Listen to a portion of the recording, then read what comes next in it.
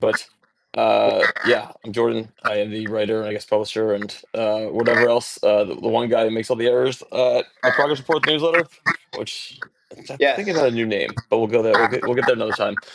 And I am with Hamilton Nolan, who is the longtime labor journalist. He's the author of The Hammer, a great book about labor, came out pretty recently, and we're talking about the shit show in Washington with federal workers, and then sort of beyond.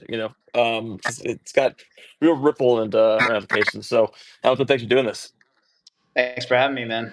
Yeah, yeah. So, all right. So you wrote in your newsletter this past weekend, or maybe Friday, whatever it was, that this is the worst thing that has been done by the federal government. I guess any government here in the U.S. to labor in your lifetime. Yeah. And I'm curious what you mean by that.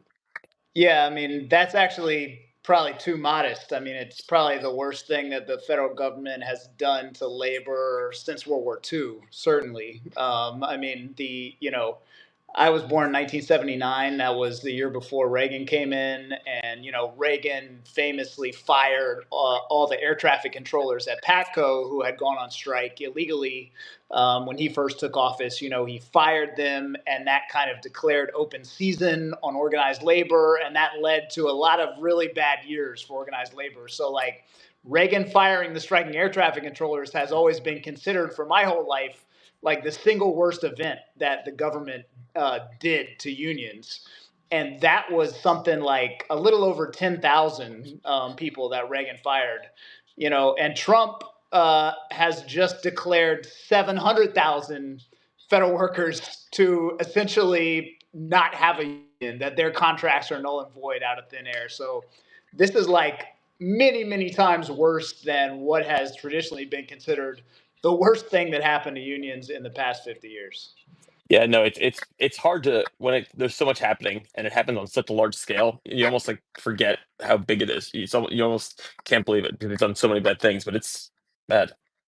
Yeah, I mean, and this executive order that he signed about the federal unions, it got very little press actually, because it's this obviously this overwhelming effect of horrible executive orders coming out every day, and he signed it the same day that I think he did the one about the Smithsonian, and now here I'm going to sign this racist order about the Smithsonian can't have Black history and stuff. So that actually got more press attention than this EO about the unions. But I mean, the effect of what he is doing to um, organize, it's not just about federal workers at this point. It's like a direct attack on the power and the existence of organized labor in this country. And for context, in case people don't know, I mean, the public sector in America is about 1/3 unionized. So like 1 out of 3 public sector government workers are union members versus in the private sector, 6%, So the public sector in many ways is like the bastion of organized labor power in this country. And what you're seeing with this executive order is direct attack on the power of public sector unions, and that has to be considered an attack on organized labor as a whole. Yeah, I mean, 750,000 people. It's an immense number of people. Like, there's only so many people in the union movement in the United States. So that's like not a small percentage of it. And it applies to just so people maybe haven't heard the story because it's been a little bit underplayed. Like, I mean, a lot of underplayed, but you kidnap a few people out of their college dorm, and I guess that's what gets the attention, right? I'm kidding. But so it impacts just the Justice Department, State Department, Defense Department, Treasury Department, Veterans Affairs, Health and Human Services, a bunch of other agencies as well. And people who are unionized are not they're not in the top secret jobs, right? They're not like it's not like Jason Bourne has a union rep.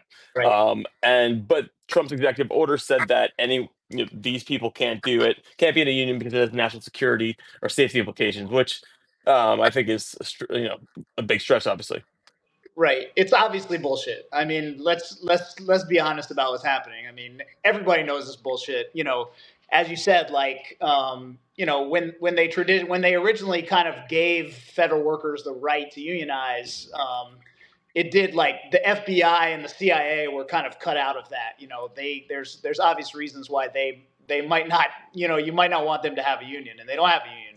But most of the federal government workers in all these agencies, have unions and have had collective bargaining for decades. And Trump essentially, his executive order was like, actually, you're all national security. The EPA is in this order.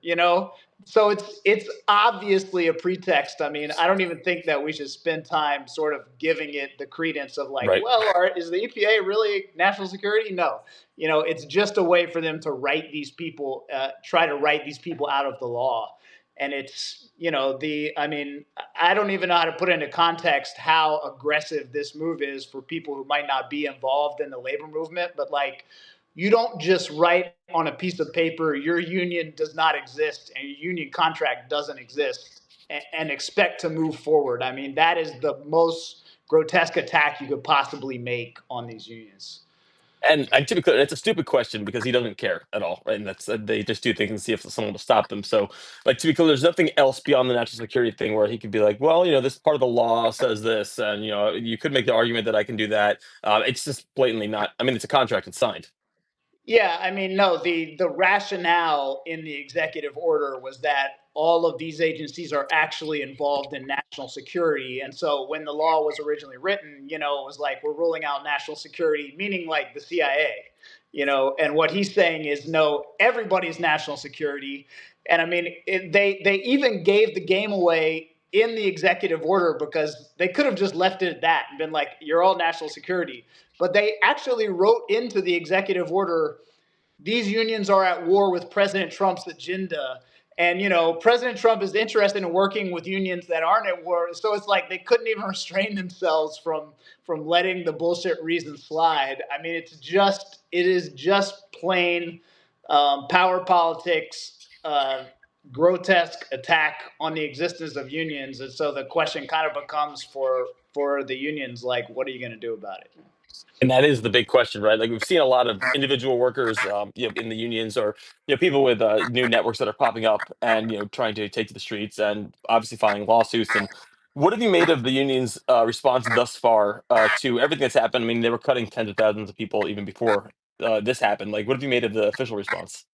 Yeah, I mean, those the federal workers who've been under attack from Trump and Doge, they're legally barred from striking, and their unions tend to be sort of bureaucratic unions. I'm not trying to criticize them necessarily, but they're kind of institutionalized. They don't have a reputation as like fighting unions who are going to take the streets. They're sort of administrative types of unions.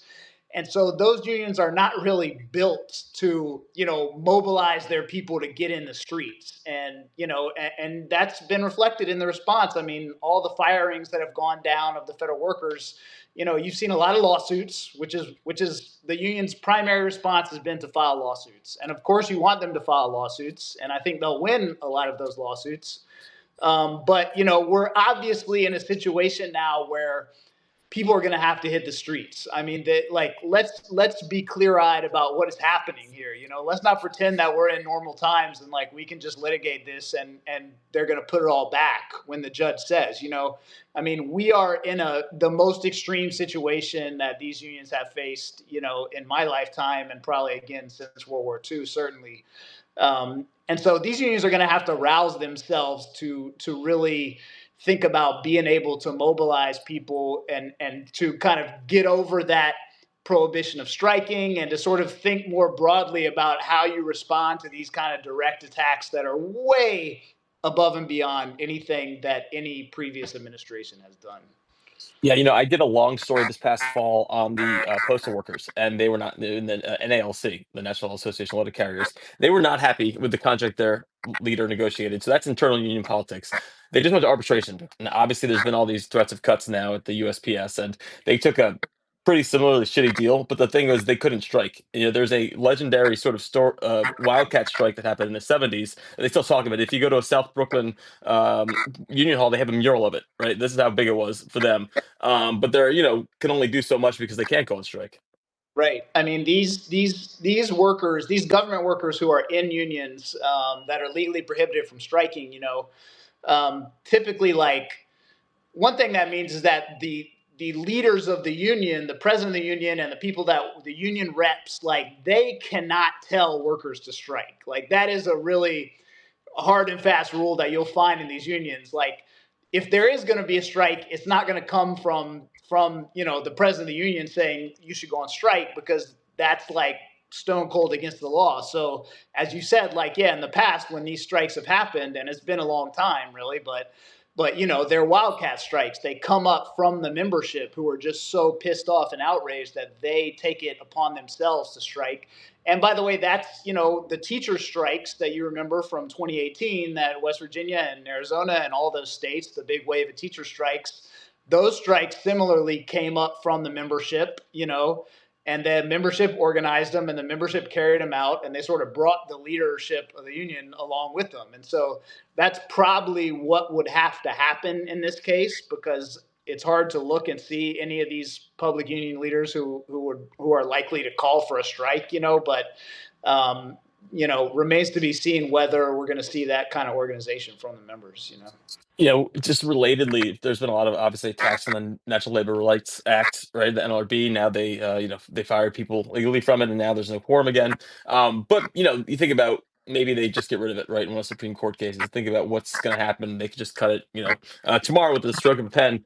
But you think back on like that would be an existential threat, but at the same time, the NLRB was like the compromise, and so they're almost tempting fate a little bit if people are willing to do what they did back in the day. Yeah, it's true, and it is true that the NLRB, the National Labor Relations Board, and the National Labor Relations Act that kind of set the rules for how the government regulates business and unions and that relationship. It was a compromise. It was a lot of labor strife a century ago, and a lot of bloody strikes and violence and all that stuff, and that was meant to sort of institutionalize that relationship, and that's lasted for 80 to 90 years now, and now they're trying to throw it in the trash. And so, yeah, as you said, like, what a lot of people on the left in labor will say is like, okay, if you throw that in the trash, we're going to hit the streets, we're going to go back to 1920s, and there's going to be crazy sit down strikes and general strikes and all that stuff. And that's potentially true, and it could very well create all this labor strife, but the problem for the labor movement in our side is like, all of the unions that exist today have been built up under this regime of the NLRA and the NLRB, and they are built to function within that environment. So it's very hard to just snap your fingers and have those unions turn into like street fighting clubs. I mean, that's not realistic. That's not realistically how it's going to go. If they do throw out the NLRB and all that, it's going to be a really hard process for existing unions to try to transform themselves and think about how you wield power when you can't appeal to the government and when you can't appeal to the law.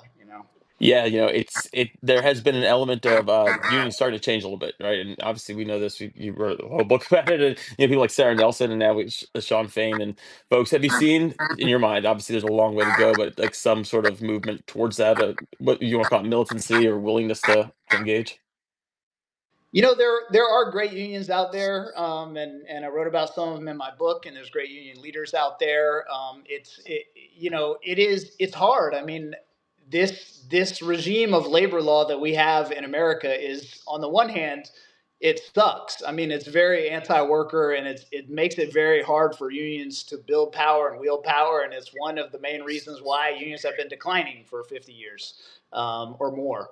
But at the same time, as I said, like, unions are creatures of that environment, and it's a bit rare to find unions that know how to fight and mobilize and constantly have their members ready to hit the streets, ready to strike. And again, there are those unions. I wrote about some in my book, Unite Here, AFA, like UAW. You've seen these great things, but I think it's going to be a painful process for the entire labor movement to wrap its mind around the way that they're going to have to change to get more radical in this environment.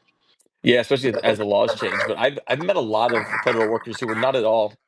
I mean, they lived in D.C. maybe, or maybe they just involved in government, but they weren't super political. They weren't radical. They were not people who were going to go out in the street. But I think this has radicalized a lot of people, Yeah. whether they've lost their job or now they're sitting at home waiting for the RAF to tell them, "Hey, we don't need you anymore," or whatever it is. Like people leaking things. It's only so many people, but there's been a radicalization of like bureaucrats. I think that's absolutely true, and I would say that I've heard that also from federal workers that I've talked to, and you see now that we might be getting into a case where the workers are kind of ahead of where the unions are, right? And what you see in good unions is like building a union that's ready to take action is something that requires constant internal organizing. Like the good unions are always organizing their members to be ready to act when they need to, and so the weakness that you're seeing now from some of the federal unions is also reflective of the fact that they haven't been doing that organizing constantly because they didn't see themselves as the type of union that would have to fight in the way that they're now have their backs up against the wall. Yeah, and it was like if you wanted to do a certain job, you'd join the federal union and they'd negotiate a contract. And there was, like you said, no striking. There was, I'm sure, conflict when you're negotiating a contract, and Yeah. it's hard to fire someone who's in the government. Well, it was, but it's they weren't built for that.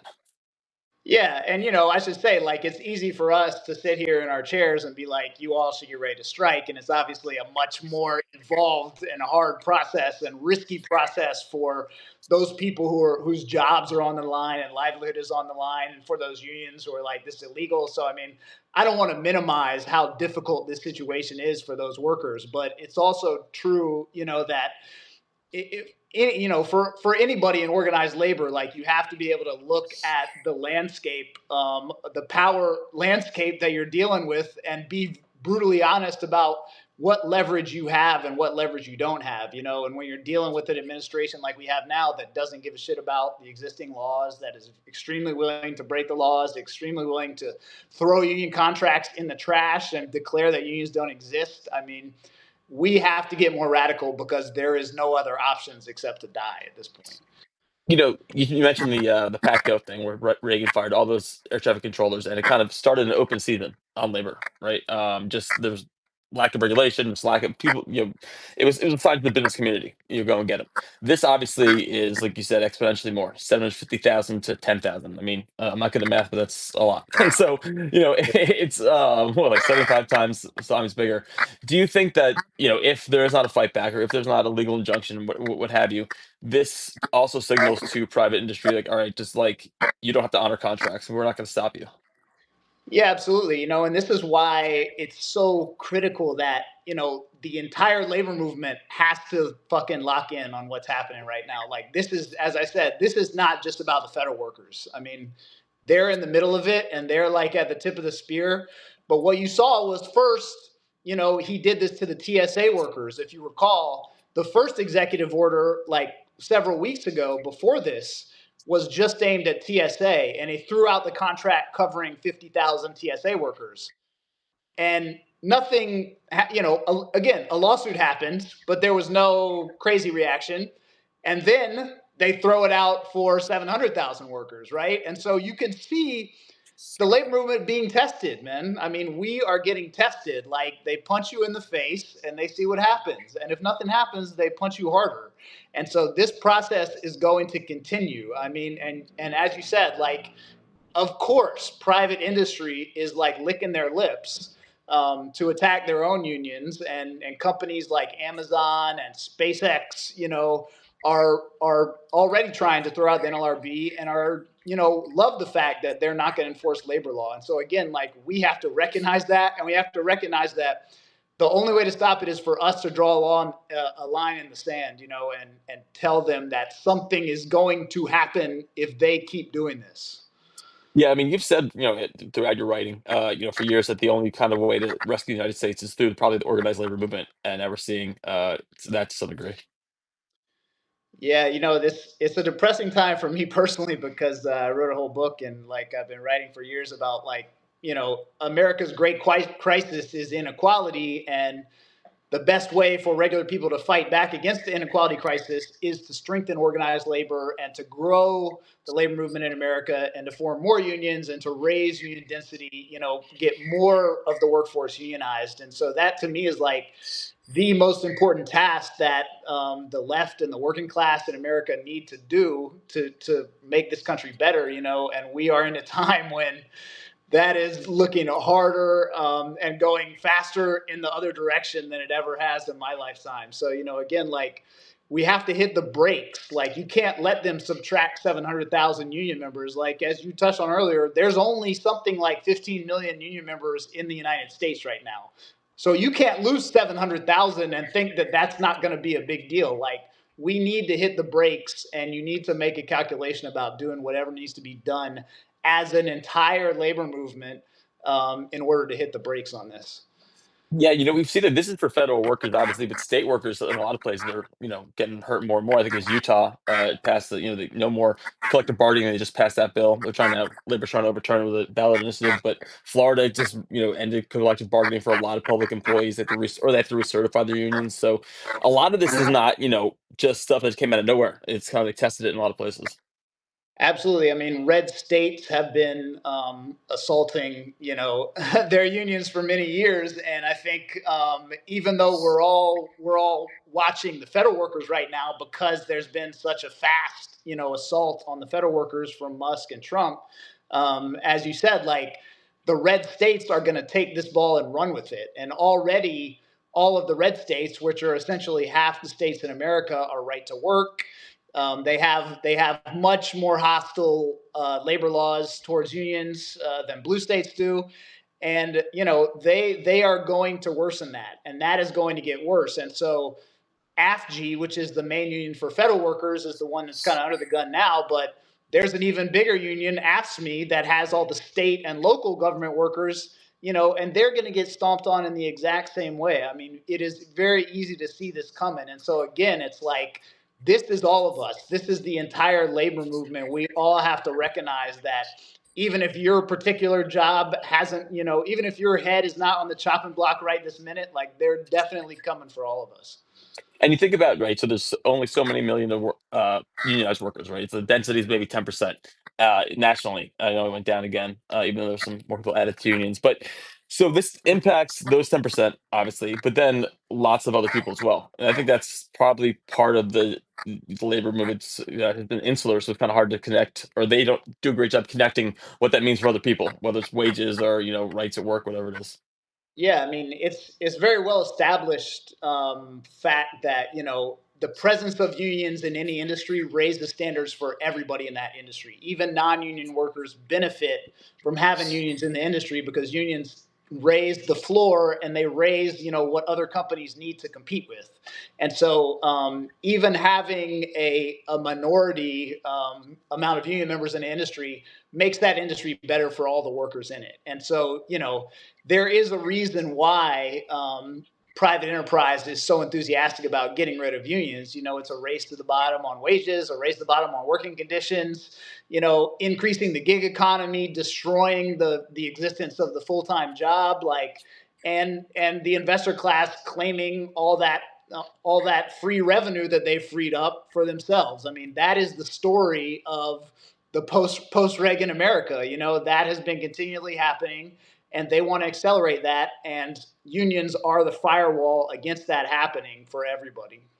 Yeah, I think about, when so many factors went away, it wasn't just union factors that went away, right? It was even worse than some of the other places. And a lot of them didn't come back, right? Now they're trying to start, and maybe we could take automaking, for example. Now the UAW is backing Trump's tariffs, and I'm wondering there is an element, of course, the big part of the labor is trying to reshore or trying to bring back manufacturing. And I know that was a big, many other flaws, but that was one good thing that we felt like Biden was doing. And now, there's this tariff stuff, and some people believe that's how you do it. I don't think that's necessarily going to be the way, but it's interesting to the UAW, which, Sean Fain has been so anti-Trump, and I know they're doing it for themselves. What do you think about that? Yeah, I spoke to some people at the UAW about it, trying to understand where they were coming from, because obviously, like, Sean Fain is not Sean O'Brien. Sean O'Brien, the head of the Teamsters, spoke at the RNC, and is kind of maybe a closet Trump supporter, and Fain obviously is not. Fain really is a true, one of the best labor leaders in America. And so you have to give the UAW the benefit of the doubt on something like this. And, their feeling is that these tariffs are, a way to kind of roll back the damage of NAFTA, essentially, and to start that process of bringing those auto jobs back, raising wages for auto workers, and hopefully to give them entree to then renegotiate other agreements, that will get more of their priorities. And so I give them some of the benefit of the doubt. I think that they're conscious of the tension between supporting this Trump policy versus Trump in total, and how well they navigate that, I think, is remains to be seen. I mean, I'm not gonna say I necessarily believe they're making the right choice, but I think that they are conscious of this. They're thinking about it, and I think we should at least give them the benefit of the doubt for a while. Yeah. Yeah, it's tough because he's doing this, and it's going to impact mostly foreign automakers who moved factories faster than anybody, or took over the market. So it's American automakers make fewer cars, and so you totally understand. Like, you understand that and why they would go with that, and then you wonder, how do they, like you said, then feel like, oh, our ranks are going to get decimated. So they're going to bring back factories, but they're just going to annul uh, collective bargaining agreements. Right. And also, obviously, like, if you bring back some auto jobs, but you trigger a recession, I mean, the net benefit is not necessarily going to, auto workers are not going to necessarily going to come out ahead economically if Trump proceeds to destroy the economy in a lot of different ways as he is enacting this whole regime of tariffs. So it's yeah. I mean, look, I'm not an auto tariff expert. I know they're thinking closely about it, but it's easy to see how this could go Yeah. south even for auto workers. Yeah. Yeah, no, I definitely like same thing as you. You got to be able, you can't be a purist, right? You got to be able to like give some room in your coalition, and they're like the center of the coalition, so you can't get too mad about that. It's Yeah, I mean, understandable, at and least. they're like, look, we go to war with companies, we go on strike against companies, and then we sit down at the negotiating table and we negotiate with them. So you can't be mad at us for sitting down at the negotiating table, with the Trump administration and trying to negotiate our priorities. But again, time will tell. Yeah. Yeah. What do you mentioned Sean O'Brien? The who is the head of the Teamsters. He spoke at the RNC. He was a big backer of the new labor secretary, but probably not the person they're going to install as the head of the NLRB. I'd imagine. But what do you make of him for the movement, and what do people in the Teamsters say? Because they're a tough bunch to crack. So I'm curious, what would you hear? I mean, there's no question that um, any union leader who supported Trump is an idiot. I mean, just from the raw perspective of what will be good for union members, um, this administration is going to be fucking devastating for members of the Teamsters and for the Teamsters union. The Teamsters are the union that's trying to unionize Amazon. And these guys are throwing out the NLRB that is like the only thing holding back Amazon from breaking every labor law in the books as they stop people from organizing them. So it's like, think through a little bit. I mean, Sean O'Brien was acting like, I think Sean O'Brien's thesis, as far as I can tell, is like, look, Trump's transactional. A lot of my members support Trump. If I stay close to Trump, I'll be able to, get my priorities up to the White House. Which, okay, you can understand the thinking, but what has he gotten so far? I mean, the best thing you could maybe say he's gotten is the labor secretary, who was a more pro-labor Republican than maybe some Republicans would have liked. But does that outweigh, throw, ending the NLRB and throwing out federal worker contracts and like this incredible assault on you? Like, not even close. I mean, the calculation is not even close. Like, Trump is absolutely horrible for every union, including the Teamsters, and there is no way to say that any action taken to help elect Donald Trump will pay off in the long run. It was a mistake. Yeah, and I mean, you think about even the joint employer standard, which is a little bit niche and inside baseball, but basically the idea was Biden's administration said that if you work for a contractor, third party, like at Amazon, a lot of these people who are drivers at Amazon, especially, work for a third party technically, but Amazon is also responsible for you if they pretty much control your schedule. And that was a huge win for the Teamsters with Biden, and now that's been Right. overturned. Yeah, and that's a big issue for fast food workers too, who work at franchises, and McDonald's will be like, we don't control your working conditions because you work at a franchise, and so yeah, that was an issue. But I mean, an easy way for regular people, maybe who aren't constantly paying attention to labor law, to think of this is like under a Republican administration, they proceed to roll back every amount of progress that was made in labor regulation under the Democratic administration. And so you're going to see Trump rolling back that joint employer standard. He's going to be rolling back the progress that's been made for grad student unions. You know, the academic labor movement is going to be attacked. Like, they come for everything. And so that's what happens under Republican presidents, and Trump is bad even by the standard of Republican presidents. The piece that you wrote that came out this morning, he's just like an idiot. It was basically, I forget the exact thing, but it was like he's not good at business. He's bad at that too, and all the capital is angry at him. And so I'm wondering, you think about he's going to make a big stupid announcement tomorrow. I'm sure it'll please nobody except for maybe a few niche interest groups. But do you? It's funny to think labor and business coming together in a coalition, but I don't know. It's getting like that bad. I mean, look, the piece I wrote today was just pointing out that, the stuff that Trump is breaking is going to be bad for business also in the long run. It does not, America's prosperity is tied in large part to some of the many of the government services that he's breaking, and and he is breaking key parts of the American economy in ways that are going to damage business in the long run. And so it would be great for business leaders to get enlightened about this fact and to come to the table with labor and to have a grand coalition to fight the MAGA movement. I mean, unfortunately, business tends to be extremely cowardly, and you're seeing that already. Um, they tend to think of themselves. They tend to not think collectively. Ironically, they tend to think about immediate economic interests, and that short-term greed in the way that they're thinking, thinking about the next tax cut, has gotten them to a place where they've elected a guy who's going to destroy the entire basis for their own prosperity and profits that have been made, over the past century. And so it's an ironic place for them. It'd be great if business would come to the table with labor, but I'm not holding my breath. Yeah. Yeah, it's these, I guess, miracles can happen, but maybe I don't know. We may not be in a place where miracles can happen anymore. It may just be like that. May be over. That time is dead. Miracles are dead. Yeah. Um, Trying to see the one wall thing through the darkness. somebody asked in the questions, if they think advocating for the PRO Act would be a good thing to do right now. I would say there's no way it's going to pass. Obviously, Democrats lost that opportunity a few years ago when a bunch of their own senators didn't want to pass it. Now I'm hearing that, which are the Abigail Spanberger, who's running for governor in Virginia. She told Labor that she told Democrats that she wouldn't sign and to right to work. So obviously, a lot to do with a lot of fixing to do there.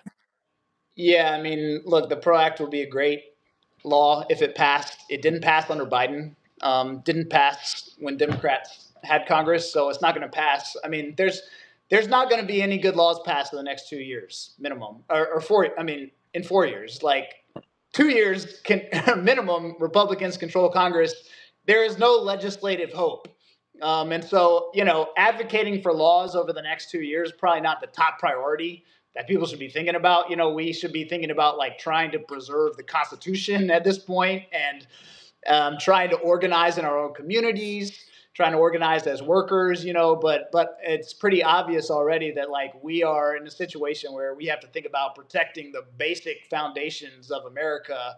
And so, everybody can do stuff and get involved in Tesla takedown, or get involved, and you can still organize your workplace and unionize and all this stuff. But I think like advocating for laws to be passed through Congress is kind of a waste of time for at least the next few years.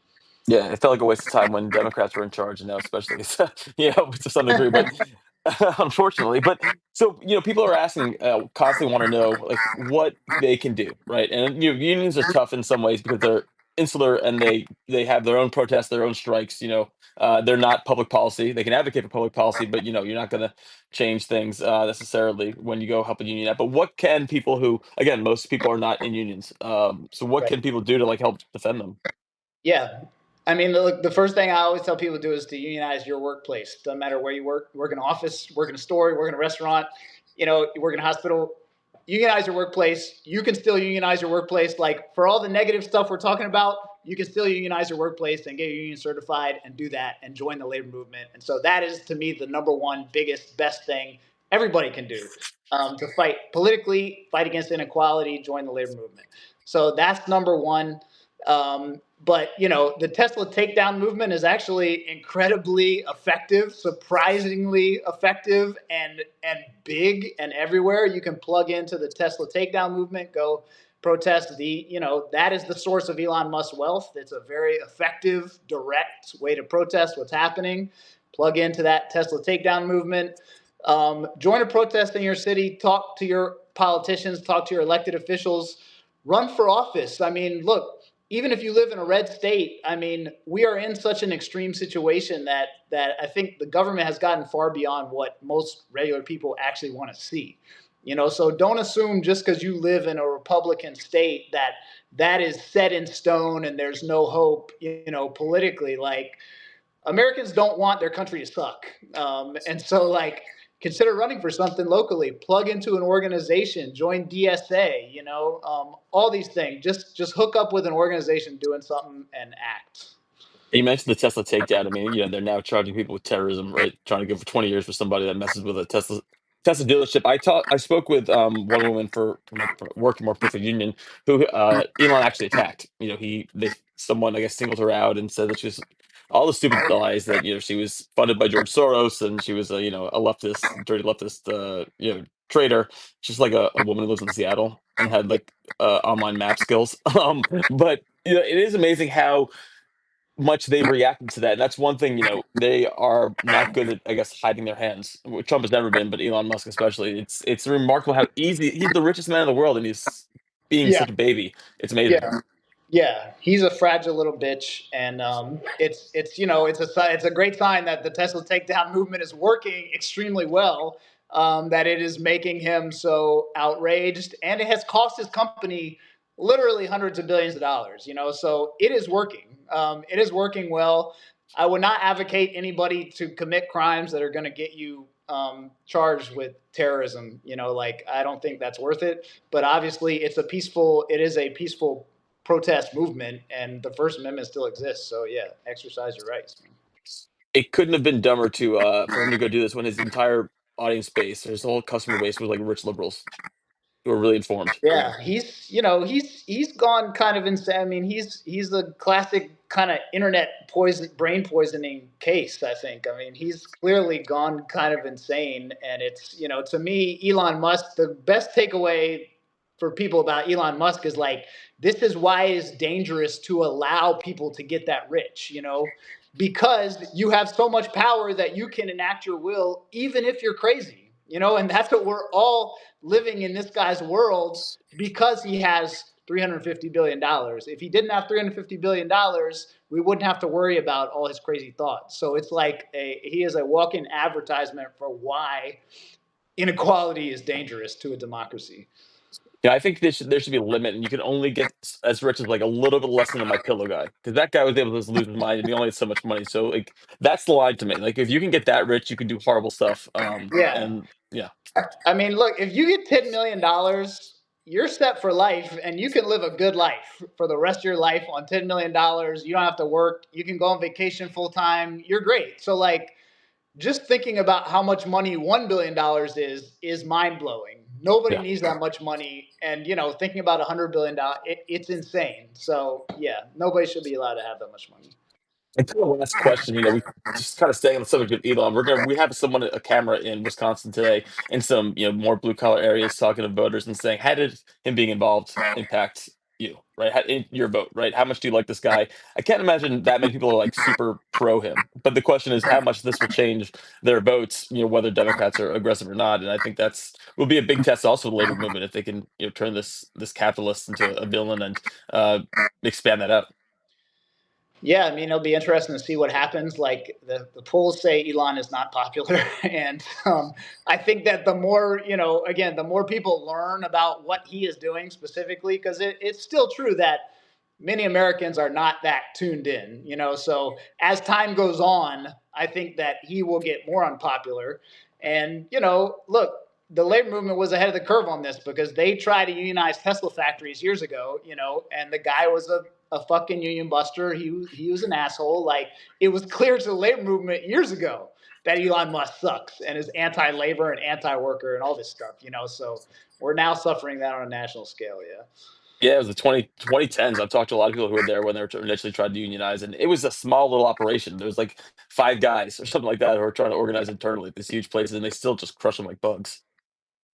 Yeah, I mean, one thing about unions and like it's really unions are not complicated. I mean, it is you and your coworkers asking for basic rights to sit down and negotiate your working conditions with the boss. I mean, it is a human right. It is you exercising a basic human right. And so whenever you see a corporation that is trying to fight against its own workers when they try to unionize rather than just sitting down negotiating with them, it is a flag that corporation is anti-human and fundamentally rude. I wish people would just see being anti-union as rude, because it's like you're telling people I'm not going to sit down with you like a human being and negotiate with you.